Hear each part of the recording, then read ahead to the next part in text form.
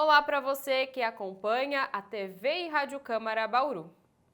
A dislexia é um transtorno de aprendizagem que afeta cerca de 5% da população brasileira, segundo dados do Ministério da Saúde.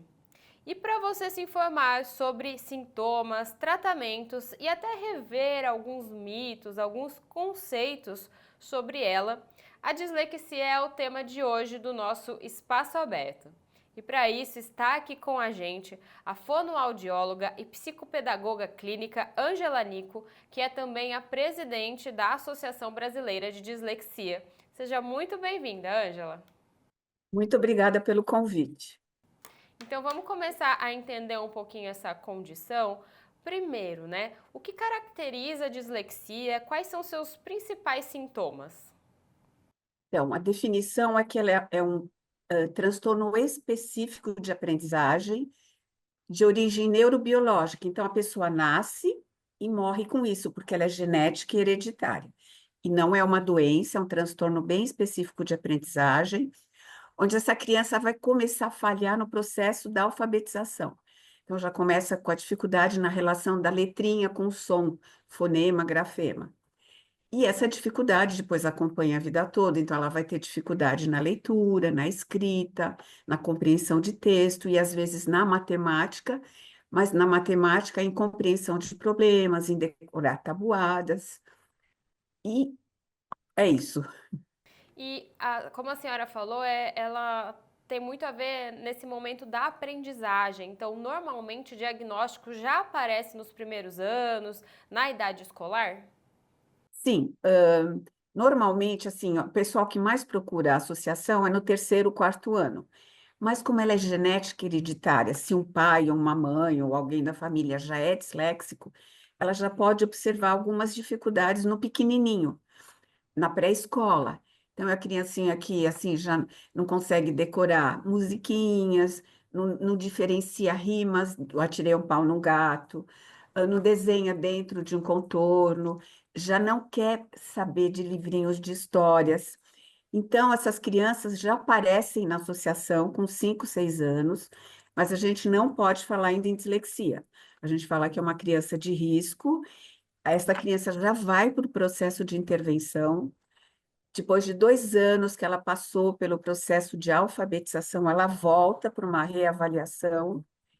Se for disléxica, ela, assim, com essa intervenção, ela já melhora bastante, porque, assim, o disléxico não vai ter cura. Então, quanto antes for feita essa avaliação, melhor, porque essas intervenções são longas.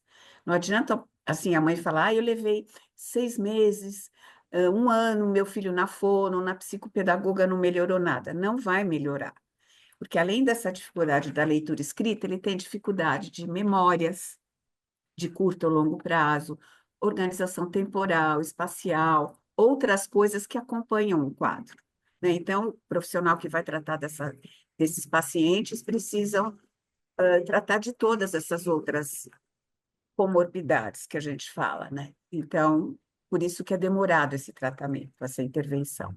E falando desse tratamento, então, como funciona? Como normalmente, quais são os principais tratamentos utilizados para dislexia? Como funciona? E se é importante, como a senhora até começou a falar, né? Vários profissionais, é uma abordagem multidisciplinar, são muitas pessoas envolvidas nesse tratamento aí que é contínuo.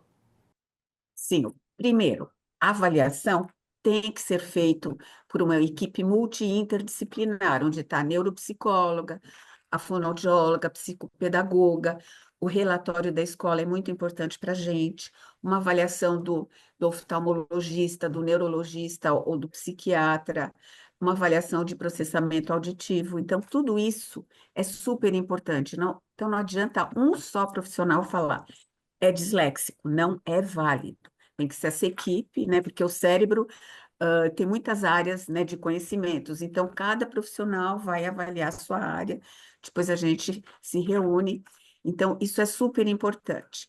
Agora, o que não acontece com a intervenção? Os pequenininhos, o melhor profissional é a fonoaudióloga, porque a maior dificuldade, lembra que eu disse que é a relação da letrinha com o som. Então, o fono vai dar as pistas, como é formado o som. Então, tudo isso, os pequenininhos. Os maiorzinhos, adolescentes e adultos, depende do caso. Assim, se a dislexia é mais média, mais severa, então vai para o psicopedagogo. E o que acontece muito, adolescente e adulto que nos procuram para avaliar chegam com um emocional totalmente acabado, mas assim, como consequência do quadro, né? Então, eles têm ansiedade, depressão, se acham burros, né? Então, aí também tem que entrar um psicólogo para tratar e talvez até um médico para tratar a ansiedade, essa depressão, porque para dislexia não tem remédio, não tem. Muita gente pergunta, tem remédio? Não tem. E assim, também acontece de muitas crianças terem junto com a dislexia o TDAH, o transtorno de déficit de atenção. 75% dos disléxicos têm esse outro transtorno de aprendizagem. Aí também, a medicação é para o TDAH, não para a dislexia.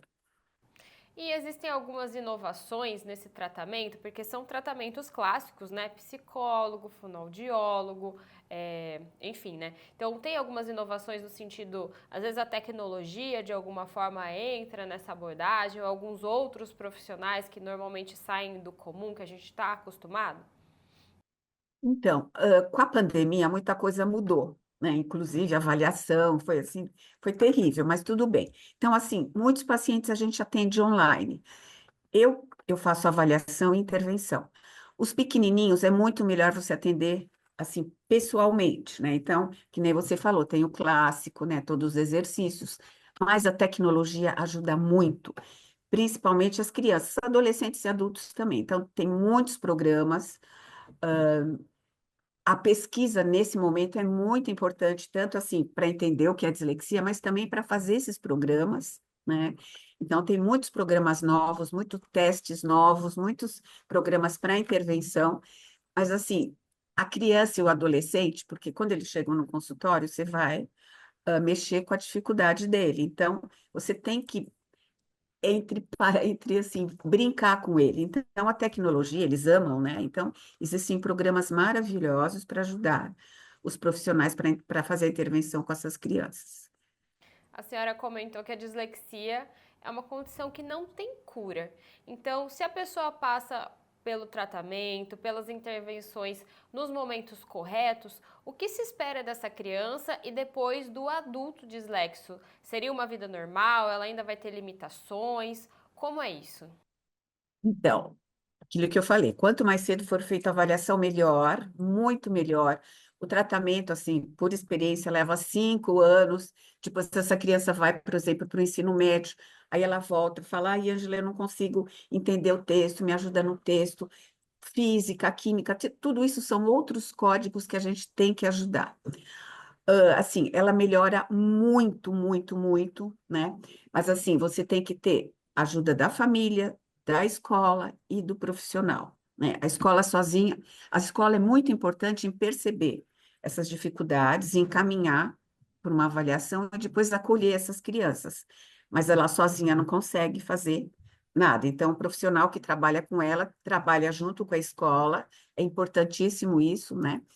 Então, e aí, se essa criança vai assídua na fonoaudióloga, tem toda essa equipe que ajuda, ela vai melhorar muito, muito. Só que, assim, o que fica mais é a leitura, também a ortografia, porque elas trocam muito, muito. Então, na hora da intervenção, você tem que, além de jogar, você tem que dar pista, fazer assimilações para essa criança, como que escreve a palavra correta, né? Então, é complicado. Mas, assim, mas eles melhoram muito.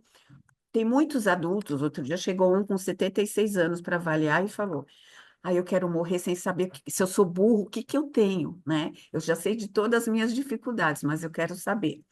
Então, sempre tem jeito, né? Os adultos, e outra coisa importante para a dislexia, quando eu te falo da equipe multidisciplinar, o neuropsicólogo é importante para ver essa inteligência, porque o disléxico tem que ter inteligência na média e normalmente eles têm acima da média. Então, o adulto, quando chega, por ser inteligente, ele já encontrou os caminhos, né? Ele tem uma secretária, tem um computador que usa tudo para ajudar. Mas, assim, a leitura, então, tem outras coisas que sobram. Então, eles sempre vão ficar com alguma coisa, né? Assim, escrita, né? Eles vão, nossa, não lembro como que escreve, mesmo fazendo intervenção, então sempre fica. Mas assim, com o tratamento melhora muito, muito, muito. De uma dislexia severa vai para uma média e às vezes até para uma leve. E como a senhora falou, né, esse caso do paciente com mais de 70 anos procurando saber qual que é a condição dele, existem alguns mitos relacionados à dislexia que podem acabar até pesando na vida dessas pessoas, por exemplo, esse, né, que a pessoa com dislexia não é inteligente, é falta de inteligência, ou como a senhora citou, dá para tratar com remédio, ou isso dá para fazer um tratamento e já passar. Então, existem alguns mitos que seriam interessantes a gente tirar do caminho para entender e aceitar e se conscientizar sobre essa condição? Isso que você falou é verdade, né? Todos esses mitos são. Também, assim, nossa, a gente teve muita briga com o Conselho de Psicologia, porque eles falavam que a dislexia não existe, né? Que é problema de escola pública, né? A criança que falta na escola realmente, a criança que falta, a gente. E assim, muitas vezes é um falso disléxico, né? Então, a criança que falta muito na escola, mas assim, não é que ela não existe, ela existe e no mundo inteiro, né? Assim, a porcentagem no Brasil é 5%, no mundo inteiro é de 5 a 15%, então é muita gente. Então, ela existe mesmo, é comprovado com muito estudo científico. No Brasil, a gente tem grandes pesquisadores, né, em todas as áreas da dislexia. O Brasil é muito respeitado, porque a Associação Brasileira de Dislexia é uma global partner, ela é reconhecida pela maior instituição de dislexia, que é a International Dyslexia Association, né? Então, o Brasil tem um trabalho muito bom. E muita gente ainda não acredita que a dislexia exista, né? Assim, não, é falta de estímulo, não existe, é o professor. Não, ela existe, está comprovado cientificamente. E como a gente pode lidar com essa dislexia que existe, né, como a senhora falou, principalmente pensando na rede de apoio? O que essas pessoas que convivem com dislexos precisariam saber que é importante? Seja a escola, seja a família, seja às vezes até no ambiente de trabalho de uma pessoa adulta. Tem algum recado para essa rede de apoio? Então, a gente sabe que o ideal seria ele fazer fono, psicopedagoga, quando precisasse psicólogo. Mas aqui no Brasil é muito difícil, né? Então, é muito difícil a criança já conseguir um profissional, é muito difícil a criança na escola pública, é muito triste conseguir avaliação, conseguir o profissional para trabalhar. Agora que você me falou da rede de apoio, assim, também é importante. Eles têm dificuldade com ritmo, então a gente sempre pede para levar essa criança para uma ginástica, para uma dança, para um teatro, né, para essa criança falar melhor. Embora o disléxico fale bem, ele só na hora de escrever que ele vai ter essa dificuldade.